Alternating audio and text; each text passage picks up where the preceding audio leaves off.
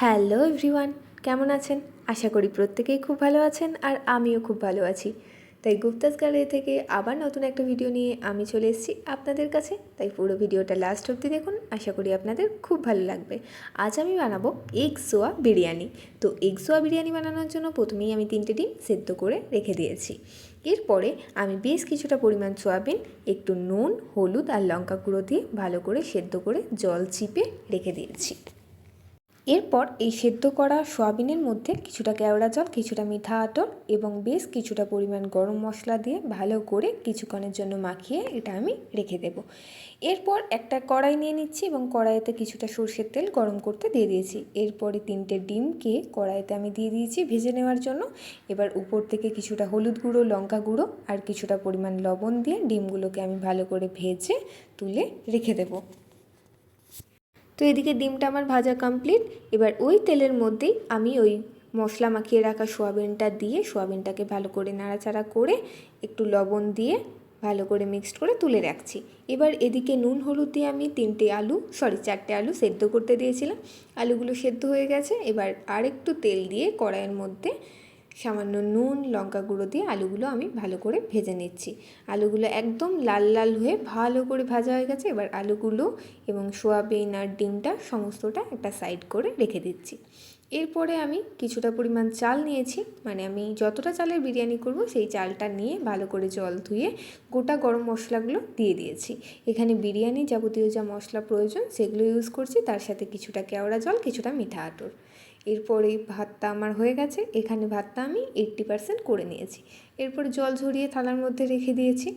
এভাবে জল ঝরিয়ে রেখে দিলে চালগুলো একদম ঝরঝরে থাকে। যাই হোক, এদিকে আমি বেরেস্তাটা করে নিচ্ছি। তো এদিকে আমার বেরেস্তাটাও বেশ হয়েই গেছে। বেরেস্তা করার জন্য তেলের পরিমাণটা একটু বেশি দিতে হয়।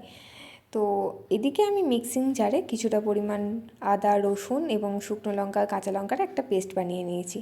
তার সাথে এদিকে কিছুটা পরিমাণ টমেটোকে আমি চপ করে রেখে দিয়েছি। এরপরে মশলা কষার পালা। এরপর কড়াইয়ের মধ্যে কিছুটা তেল গরম করে কিছুটা হলুদ গুঁড়ো দিয়ে আমি ওই আদা রসুনের পেস্টটা দিয়ে ভালো করে মিক্সড করে নিচ্ছি। তো দেখতেই পাচ্ছেন মশলাটা এখনই কি সুন্দর একটা কালার এসছে। এরপরে আমি ওই বেরেস্তাটাও ওই মশলার মধ্যে কিছুটা দিয়ে দিলাম। এবার সেটাকে দিয়েও বেশ ভালো করে মিক্সড করে নিতে হবে। তো দেখতেই পাচ্ছেন সুন্দর করে আমি মিক্সড করে নিচ্ছি। এরপরে এর মধ্যে দিয়ে দিচ্ছি স্বাদ অনুযায়ী লবণ এবং লবণটাকে দিয়ে আবারও ভালো করে নাড়াচাড়া করে কুচিয়ে রাখা টমেটোগুলো এর মধ্যে দিয়ে দিচ্ছি। এবার টমেটোটা যতক্ষণ না পুরোপুরি গলে আসছে ততক্ষণ ভালো করে নাড়াচাড়া করার পর এর মধ্যে ধনে গুঁড়ো, জিরে গুঁড়ো, লঙ্কা গুঁড়ো, হলুদ গুঁড়ো এবং বিরিয়ানি মশলা দিয়ে আবারও ভালো করে এটাকে নাড়াচাড়া করছি। এই পর্যায়ে সুন্দর একটা ফ্লেভার আসছে। এবার এই ফ্লেভারটাকে আরও বাড়ানোর জন্য এর মধ্যে কিছুটা কেওড়া জল, কিছুটা মিঠা আতর দিয়ে ভালো করে মিক্সড করে নিচ্ছি। তো এটা মিক্সড হয়ে গেলে সামান্য জল দিয়ে দিয়ে মশলার গ্রেভিটাকে ভালো করে কষিয়ে নিচ্ছে।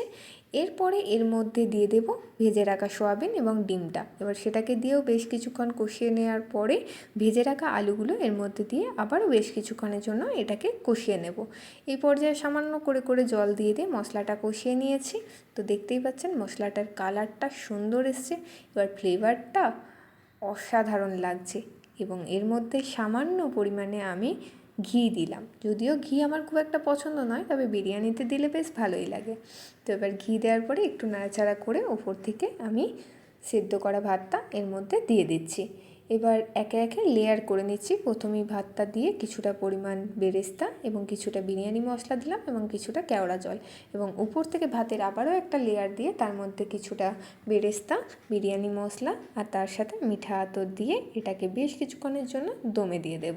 এখানে আমি 15 মিনিটের মতো দমে দিয়ে দিয়েছি, কারণ মোটামুটি আমার হয়েই এসছে। তো ঢাকা খুলে তো দেখতেই পাচ্ছেন আমার এগ সোয়া বিরিয়ানি একদম রেডি আর সুন্দর ফ্লেভার আসছে। এভাবে আপনারা অবশ্যই বাড়িতে একবার ট্রাই করবেন আর কেমন হয়েছে আমাকে জানাবেন। তাহলে আজকে আমার ভিডিওটা আমি এখানেই শেষ করি, কারণ বিরিয়ানি দেখে তো আমি আর লোভ সামলাতে পারি না। আজকে আমার ভিডিওটা আপনাদের কেমন লাগলো অবশ্যই আমাকে কমেন্টে জানাতে ভুলবেন না। যদি ভালো লাগে অবশ্যই একটা লাইক শেয়ার করে দেবেন। আর যদি আপনারা আমার চ্যানেলে নতুন হয়ে থাকেন তো চ্যানেলটা অবশ্যই সাবস্ক্রাইব করে দেবেন। আর আমার ফেসবুক পেজ গুপ্তাস গ্যালারিকে ফলো করতে একদম ভুলবেন না। সকলে ভালো থাকবেন, সুস্থ থাকবেন।